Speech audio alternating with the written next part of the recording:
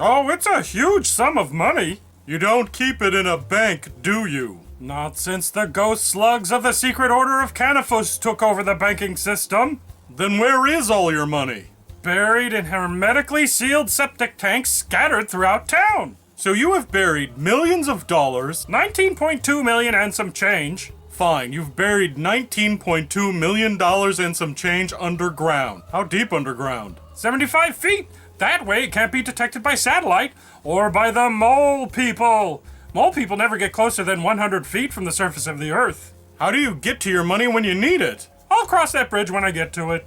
Greetings, Kinky Boots, Crazy Brain, Nerds. What gives? Where's Nerd to the Third? He's at the movies! Again? How many times does he plan on seeing that Star Wars movie? Yeah, I mean, we all saw it together on opening night in junk. Once was enough. No, not again. He has been at the movie since Thursday. He hasn't left. He's just watching Star Wars over and over again. What do you mean he hasn't left since Thursday? The theater has got to close at some point. My sources tell me that the movie theater has agreed to just show the movie over and over again 24/7, just for Jason! Your sources? I have a network of informants, secretive masters of observation and deception. Nothing escapes their notice in Opinion-Ville. Would this secretive master of observation and deception happen to be Hubert Slats, the movie theater's resident popcorn jockey? Maybe. Anyways, he has it on good authority that Jason has been alone in the dark with a Star Wars movie for almost 4 days straight. Uh-oh. He's getting a private screening.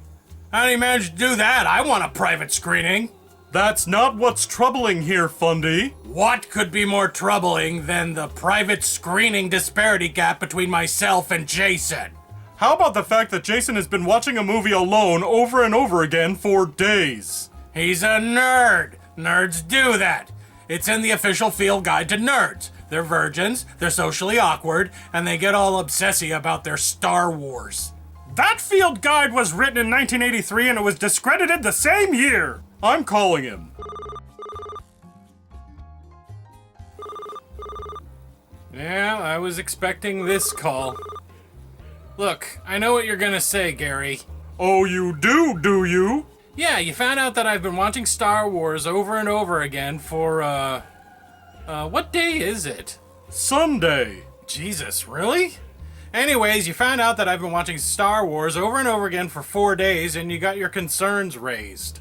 My concerns are as raised as they possibly can be. Can you blame me? What's he saying? Is he coherent or is he babbling in Elvish or Klingon or something?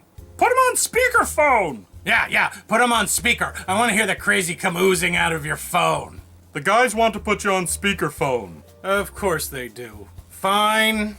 There, you're on speakerphone. Hey, Geekacorn, I just wanted to say that this is the dumbest thing you've ever done since that time you refused to change out of the Lord of the Rings costume 3 years ago. I paid a lot for that Elrond costume, and it was comfortable. And it looked good on you, too. You look like a tool.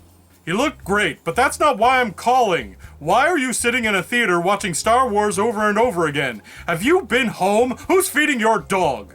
No, I haven't been home, and Fuck is right here with me, aren't you, boy? Fuck. I think he wants more nachos. You took your dog to the movie theater? He's my comfort animal. No, he's not. He's your stupid dog with Tourette's syndrome. Fuck. See? You've been feeding your dog nachos for 4 days? Sure, nachos, popcorn, hot dogs. I think he ate a box of Juji Fruits this morning. Are you at least taking him for a walk every once in a while? Nah, he's just running around the theater crapping wherever he wants. And considering what his diet's been for the last few days, what's coming out of him isn't that pleasant. Or solid. Man, the usher hates cleaning that up. Speaking of clean, have you showered? No. A couple of days ago, one of the concession stand girls brought me some wet naps, though. I freshened up, and then we had sex. You had sex with the concession stand girl? She has a name. Cindy? Maybe? Anyways, she's a Star Wars fan, and I'm a Star Wars fan, and her boyfriend is off at some Magic the Gathering tournament, and I smelled like wet naps, and what occurs naturally happened. Nothing in that sense is natural. So you and your dog have been sitting in an empty movie theater in your own filth for days, taking the occasional break to bonk the popcorn lady? Pretty much, yeah. Well, that's great. Hey, I'm gonna mute you for a second, okay? Fine, I really don't want to hear your freak out. Thanks. Okay. So, who wants to call the booby hatch? I'd do it, but they don't accept my calls anymore. Why? Because I've called them to pick up Jason like every day for 5 years. Well, I can't because technically I'm supposed to be a patient there. What do you mean? You were a patient that escaped and they've been looking for you? Makes sense? No, I'm paying a guy to impersonate me at the booby hatch. Makes more sense. You call the booby hatch, Gary. Nobody is calling the booby hatch. Jason is just, going through something. Or has he succumbed to the inevitable? After years of battling his nerdity, his brain has finally given up. That's not it. I mean, he seems really happy. Yeah, in fact, he seemed real chill. He was as chilly as Willie, even though I was trying really hard to rile him up. Hey, maybe we should ask him why he's gone all Howard Hughes on us? Ooh, let me do it. I'll do it. Now shut up. Hey, Jason? Hey, I bet you guys want to know why I'm doing this, right? The thought has crossed my mind. Well, the thought has more than just crossed my mind. It's crossed it, backed up, and then ran over my mind. What's the story, Morning Glory? Have you taken the crazy Tane to Lunatic Town? No, I just don't want to deal anymore. Deal with what? With anything. I mean, this whole year has been a wet pile of burning garbage. I have no girlfriend.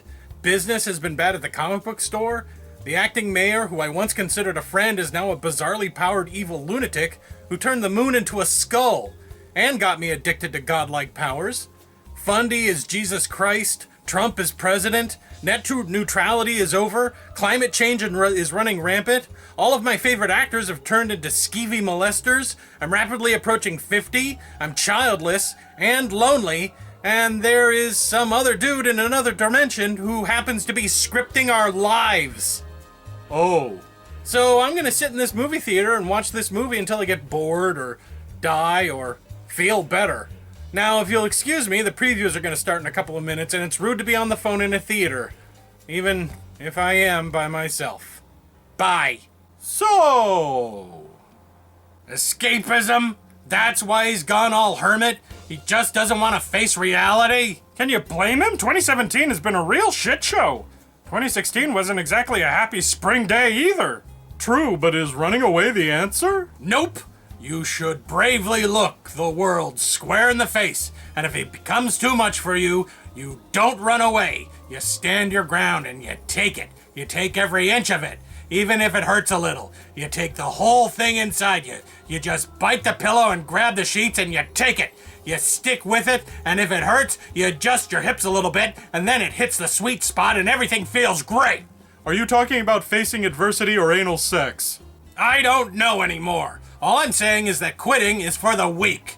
And you never ever avoid your problems or stresses? Damn straight. Sometimes if it gets all super bad, I'll pray for like hours until I feel better, or at least until the internalized panic screaming inside my head stops. So you run to prayer for comfort just like Jason has run to sci-fi. How dare you? I'm totally...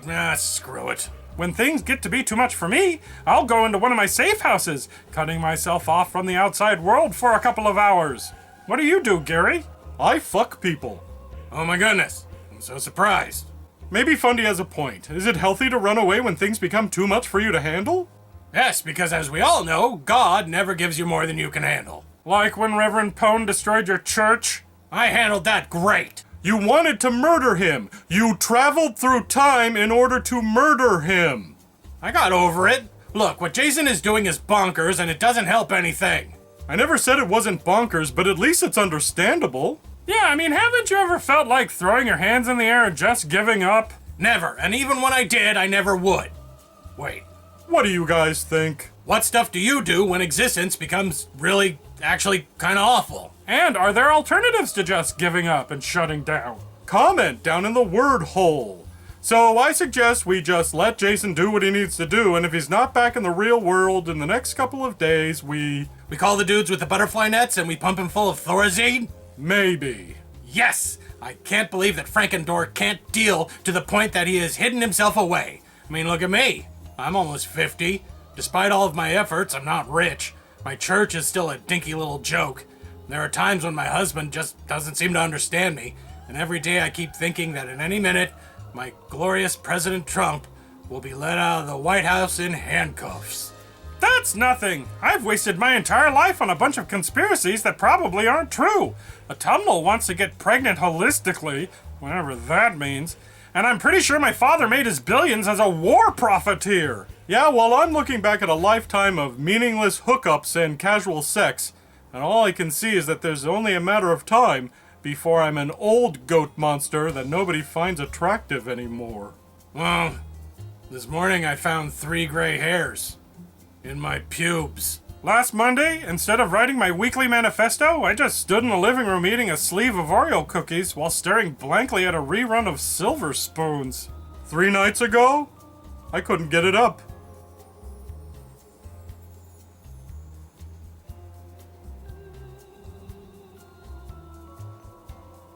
Hey, how are you paying for a 4-day private screening anyway? AJ needs to bury his money tanks deeper. Your dog just peed on Kylo Ren's face.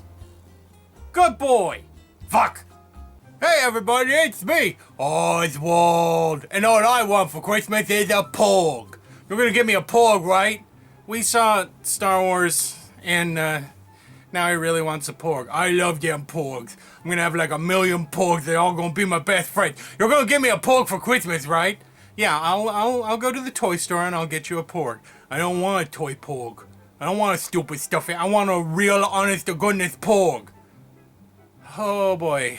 Porgs aren't real? What do you mean they're not real? I saw them in 3D, in Super IMAX. They're all over the place, cutting the place all up. I don't even know what happened in the movie. All I saw were Porgs, and I want a Porg best friend. Now you're gonna give me a Porg, or things are going to get really folly downy around here. Like I'll push the house over. We need to have another talk about what's real and what's fake, don't we? More than likely. Can you do the shout-outs, please? Okay. Hey, everybody, go down there and click on the link so that you can go to the podcast and listen to the podcast about how Porg's suddenly all real and everything in your life seems to be falling apart because you thought you were going to be spending Christmas morning with a cuddly Porg and now you're not going to have it at all. Oswald, well, I just want Porgs to be real. What if we got you like a Porg puppet? A what? A Porg puppet. It would be like a Porg, except you put your hand in it and you make it move around. That's obscene.